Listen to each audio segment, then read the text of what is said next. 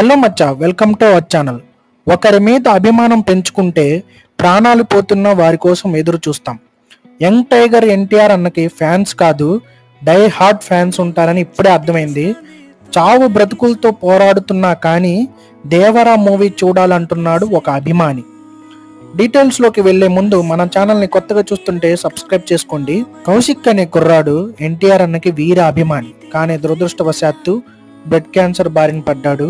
ఇప్పుడు బెంగళూరు హాస్పిటల్లో ట్రీట్మెంట్ తీసుకుంటూ డాక్టర్స్తో నేను బ్రతకను అని తెలుసు, కానీ ఎలాగైనా నన్ను దేవరా మూవీ రిలీజ్ అయ్యే వరకు బ్రతికించండి అని రిక్వెస్ట్ చేసుకుంటున్నాడు.